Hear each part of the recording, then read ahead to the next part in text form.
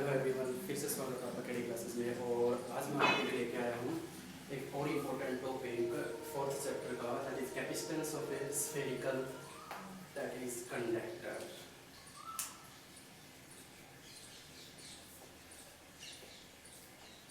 चलिए थोड़ा सा प्रीवियस लेक्चर को रिकॉल कर लेते हैं। कल मैंने आपको करवाया था कैपेसिटेंस क्या होता है। तो कैपेसिटेंस के बारे में मैंने क्या बताया था, C is equal to Q upon V। मैंने आपको बताया था कि किसी भी कंडक्टर को हम जितना चार्ज देते जाएंगे उसका क्या इंक्रीज होगा, पोटेंशियल। तो थोड़ा सा ये कर लेते हैं कि जैसे जैसे हम चार्ज देते हैं वैसे वैसे उसका पोटेंशियल बढ़ता है। और यहाँ मैं प्रोपोर्शनल साइन को रिमूव करके कांस्टेंट टर्म लगाता हूँ, दैट इज C। ठीक है। और फिर मैंने माना था कि अगर मैं वोल्टेज को 1 वोल्ट कर लूँ तो चार्ज किसके बराबर आ जाएगा, C। तो कैपेसिटेंस की डेफिनेशन क्या बनी थी कि कैपेसिटेंस किसी भी कंडक्टर को हम जितना चार्ज देंगे, ठीक है, किसी भी कंडक्टर को हम जितना चार्ज देते हैं तो increase its potential bye 1 volt, तो वो किसके बराबर होगा, कैपेसिटेंस के बराबर। इसकी मैंने एक यूनिट बताई थी कल, फैराड। तो फैराड के बारे में हम आज डिस्कस करेंगे। तो चलिए देखते हैं आज का जो हमारा इम्पोर्टेंट टॉपिक है, that is capacitance of A spherical capacitor. तो देखिए इसमें हम फैराड के बारे में भी डिस्कस कर लेंगे लास्ट में रिजल्ट में। तो इसको डीपली स्टडी करते हैं कि हमने क्या किया कि एक यहाँ पे एक स्फेरिकल कंडक्टर लिया है, hollow spherical conductor, metallic conductor. और इसको मैंने क्या किया, यहाँ पे Q चार्ज मैंने इसको दे दिया। और ये आपको मालूम है कि होलो कंडक्टर पे क्या होता है कि चार्ज उसके सरफेस पे यूनिफॉर्मली डिस्ट्रीब्यूट हो जाता है। मैंने इसको Q चार्ज दिया यहाँ पे। और इस होलो कंडक्टर का रेडियस कितना है, दैट इज R। तो अब हम देखेंगे कि पॉजिटिव चार्ज, तो इलेक्ट्रिक फील्ड की डायरेक्शन क्या होगी इसमें। और ये भी आपको मालूम होना चाहिए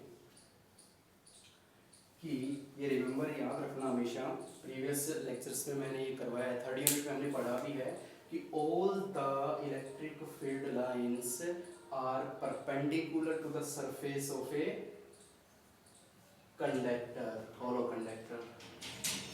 फिर से एक बार, all the magnet electric field lines are always perpendicular to the surface of a conductor. ठीक है।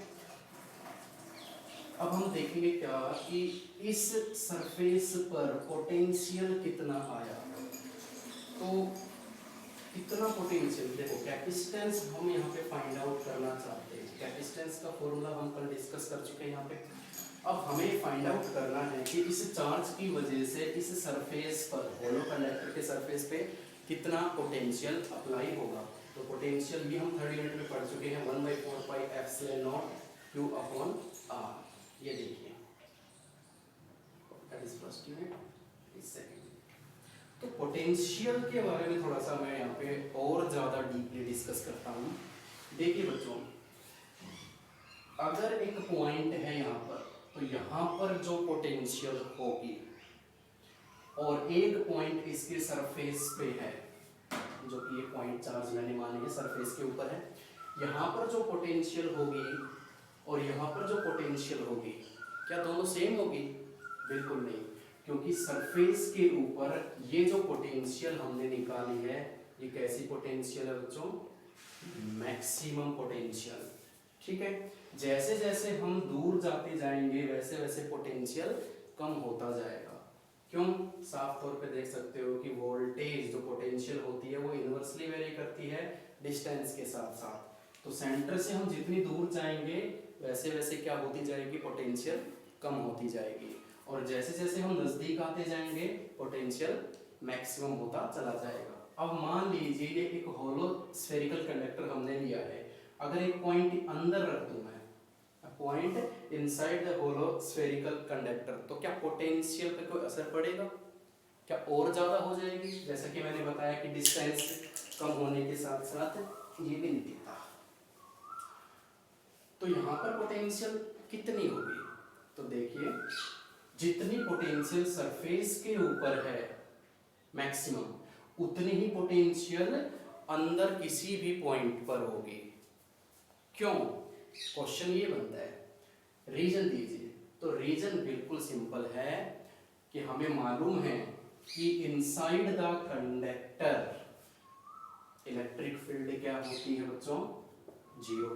और पोटेंशियल, पोटेंशियल का मतलब क्या होता है? पोटेंशियल का मतलब होता है कि किसी इनफाइनाइट पॉइंट पे, इन्फिनिटी पॉइंट पे किसी चार्ज को वहां से उठा के और किसी पर्टिकुलर पॉइंट पर रखना, किसी भी, कहीं भी। ठीक है, फिर से एक बार, किसी भी इन्फिनिटी पॉइंट से चार्ज को उठा के किसी पर्टिकुलर पॉइंट पे लाने के लिए जो वर्क डन किया जाता है वो वर्क डन क्या कहलाता है? पोटेंशियल। अब जरा मैं ये कह रहा हूँ कि मैंने पॉइंट अंदर की तरफ माना है और यहाँ पर पोटेंशियल निकालनी है, तो सिंपल सी बात है, हमें मालूम है, we know that inside the conductor electric field is zero. और जब इलेक्ट्रिक फील्ड ही जीरो है तो वर्क डन होगा ही नहीं। जब इलेक्ट्रिक फील्ड ही जीरो है अंदर की तरफ तो वर्क डन होगा ही नहीं। और वर्क डन अगर नहीं होगा तो यहाँ सरफेस पे जो पोटेंशियल है वही पोटेंशियल अंदर किसी भी पॉइंट, कोई भी पॉइंट ले लीजिए, उस पर भी उतनी ही पोटेंशियल होगी जितनी सरफेस के ऊपर पोटेंशियल मानी है, यानी मैक्सिमम पोटेंशियल। तो याद रखना बच्चों हमेशा कि inside the conductor electric field तो जीरो होती है लेकिन पोटेंशियल जीरो नहीं होती। पोटेंशियल कितनी होती है? पोटेंशियल उतनी होती है जितनी सरफेस के ऊपर होती है, यानी मैक्सिमम। ठीक है, तो हमने ये जो v की वैल्यू निकाली है ये हम अप्लाई कर देते हैं फर्स्ट इक्वेशन में। Put in first, we get C is equal to Q upon v की वैल्यू पुट कर देंगे 1/4 pi epsilon naught Q by R।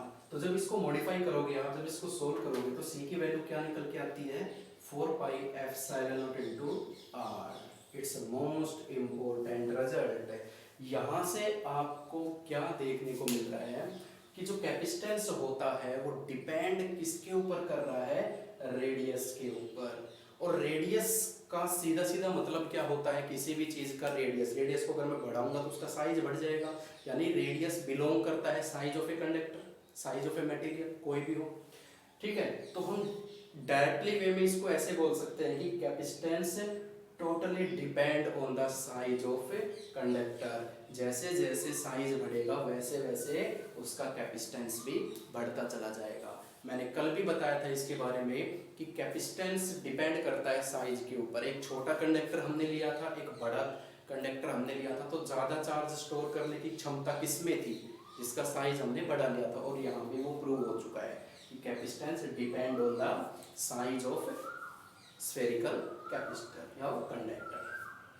ठीक है बच्चों, यानी मैं इसको लिख सकता हूँ C is directly proportional to the radius. अब बात आती है, कल हमने एक चीज डिस्कस की थी, फेराड। ठीक है, तो उसके बारे में देखते हैं।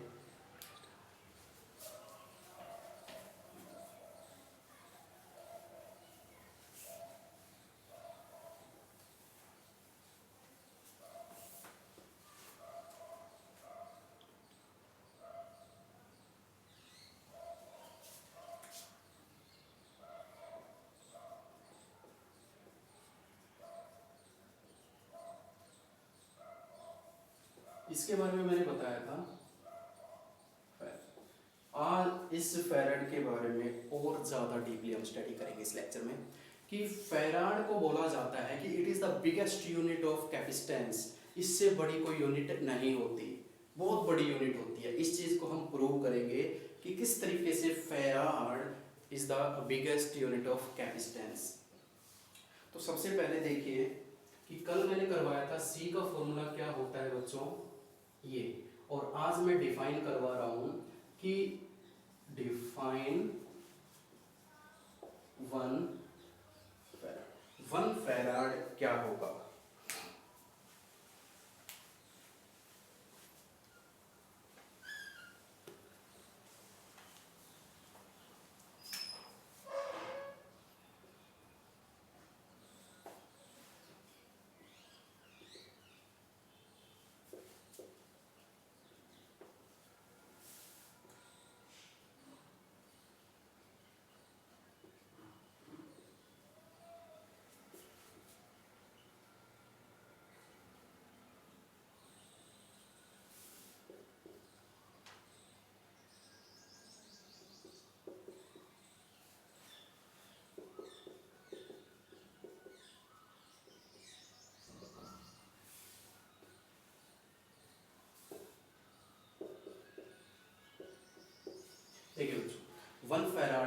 एग्जैक्ट डेफिनेशन क्या होती है। यहाँ देखिए सी 1 फैराड कब होगा, कैपेसिटेंस 1 फैराड कब होगा, जब चार्ज भी 1 कूलम हो जाए और पोटेंशियल भी 1 वोल्ट इंक्रीज हो जाए। इसका मतलब 1 कूलम चार्ज किसी भी कैपेसिटर में डालने पर उसका लेवल कितना बढ़ जाए, उसकी पोटेंशियल कितनी बढ़ जाए, 1 वोल्ट। तो कैपेसिटेंस किसके बराबर होगा, 1 फैराड के बराबर। देखिए 1 farad capacitance belong to that capacitor, वो कैपेसिटर जिसको जरूरत है कितने चार्ज की, 1 कूलम चार्ज की। किस लिए, टू इंक्रीज करने के लिए potential bye 1 volt. 1 volt potential increase करने के लिए किसी कैपेसिटर को 1 कूलम चार्ज की जरूरत पड़ती है, तो उसका कैपेसिटेंस कितना कहलाएगा, 1 फैराड। ठीक है, तो अब हम थोड़ा सा मैथमेटिकल पोर्शन कर लेते हैं इसका। क्वेश्चन ये बनता है कि व्हाट इज द, या calculate the capacitance of earth, कह सकते हो। ठीक है, कि हम इतनी बड़ी ऑब्जेक्ट का यहाँ पे कैपेसिटेंस निकालना चाह रहे हैं, क्या करने के लिए, क्या चीज शो करने के लिए, सिर्फ कि farad is the biggest unit. कैसे, देखिए जरा।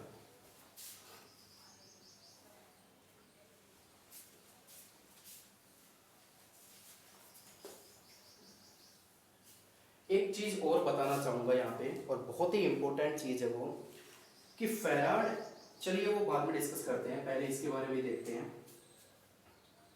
कि अभी अभी हमने प्रूव किया है कि किसी भी स्फेरिकल कंडक्टर का कैपेसिटेंस कितना होता है बच्चों, इतना।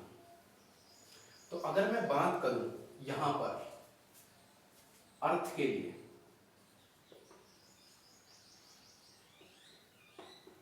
फॉर अर्थ का आर कितना होता है, 6400 किलोमीटर। ठीक है, इसको मीटर में बना सकते हो।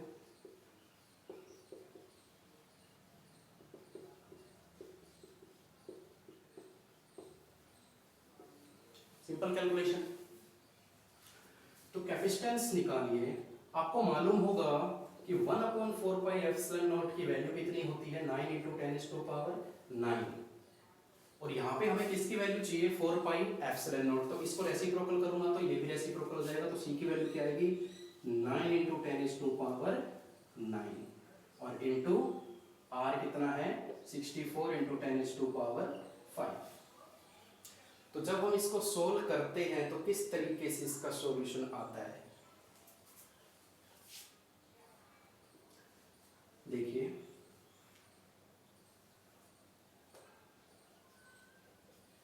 (64 / 9 तो समथिंग इतना आएगा। ठीक है, और जब ये वैल्यू ऊपर जाएगी तो कितना बन के आता है, -9 बनेगा, -9 + 4 10⁻⁻⁴।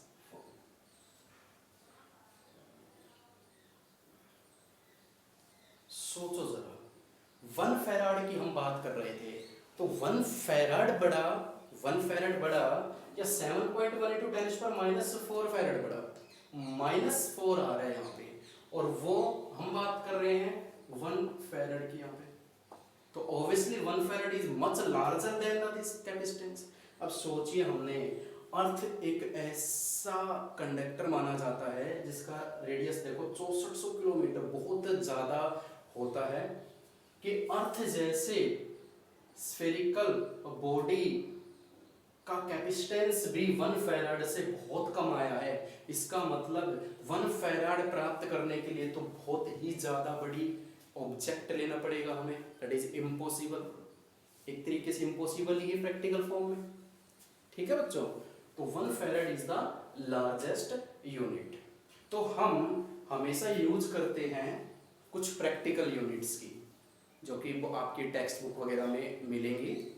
एग्जाम्स में या न्यूमेरिकल्स में भी आपको फैराड कभी नहीं मिलेगा, हमेशा क्या मिलेगा, प्रैक्टिकल यूनिट्स लिखी रहेंगी। तो अब हम डिस्कस करते हैं प्रैक्टिकल यूनिट्स जो हमें लेके चलनी है।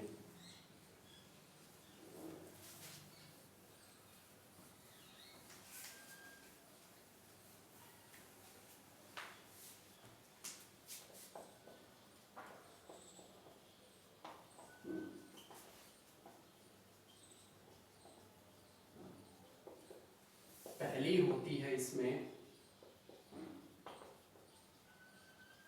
माइक्रोफैराड। माइक्रोफैराड को रिप्रेजेंट किससे किया जाता है, माइक्रो फैराड, और इसकी वैल्यू कितनी होती है, 10⁻⁻⁶ फैराड के बराबर होता है ये। और दूसरी प्रैक्टिकल यूनिट हम लेते हैं पीको फैराड। पीको फैराड को रिप्रेजेंट करने का तरीका ये होता है, और ये किसके बराबर होता है, -12, ठीक है, 10⁻⁻12 फैराड के बराबर होता है। तो अब देखिए जरा कि प्रैक्टिकल यूनिट ये दोनों हमने यहाँ पे डिस्कस किया है कि माइक्रो फैराड और पीको फैराड। तो माइक्रो फैराड कहाँ पे यूज किया जाता है,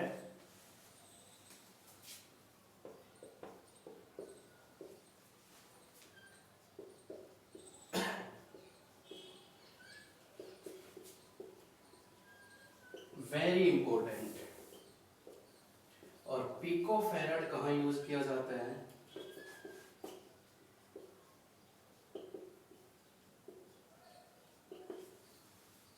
इलेक्ट्रॉनिक सर्किट में।